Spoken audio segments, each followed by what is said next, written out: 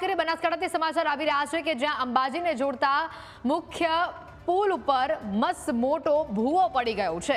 પુલ ઉપર મસ્ત મોટો ભૂવો પડતા વાહન ચાલકો અહીં અટવાયા છે। પુલ સાંકડો છે પહેલેથી અને એમાં પણ આ ભૂવો પડતા વાહન ચાલકોની હાલાકી વધી ગઈ છે। વાહનોની લાંબી કતારો લાગી છે રસ્તા ઉપર।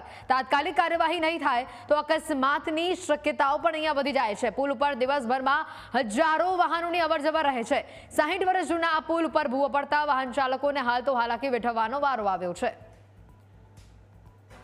અંબાજીથી આ દ્રશ્ય બતાવી રહ્યા છે। પુલ પહેલેથી એક તો સાંકડો છે, 60 વર્ષ જૂનો આ પુલ છે અને એમાં બસ મોટો આ ભૂવો પડ્યો છે। જો તાત્કાલિક ધોરણે કાર્યવાહી નહીં કરવામાં આવે તો મોટો અકસ્માત પણ સર્જાઈ શકે છે, કારણ કે ઘણા હેવી વ્હીકલ્સ આ પુલ ઉપરથી પસાર થાય છે। તેવામાં આ ભૂવો પડતા અનેક સવાલ ઉભા થઈ રહ્યા છે। વધુ માહિતી મેળવીશું સંવાદદાતા ફોન લાઈન ઉપર રતનસિંહ જોડાઈ ચૂક્યા છે। રતનસિંહ, જે પ્રકારના દ્રશ્યો સામે આવી રહ્યા છે, ઘણા વર્ષો જૂનો આ પુલ છે, હાલ કોઈક પ્રકારની કાર્યવાહી અહીંયા બેરિકેડ મૂકીને કરવામાં આવી છે કે કેમ, અને તંત્ર તરફથી કોઈ નિવેદન આપવામાં આવ્યું છે ક્યાં સુધી આનું સમારકામ કરવામાં આવશે? હેતુ ચોક્કસ વાત કરવામાં આવે તો જે રીતે વર્ષો જૂનો જે અંબાજીને જોડતો મુખ્ય જે પુલ છે તે બ્રિજ ઉપર અત્યારે એક ભૂવો પડ્યો છે। કહી શકાય કે પુલ ઉપર જે ભૂવો પડતા અત્યારે તો જે વાહન ચાલકો છે તે અટવાયા છે।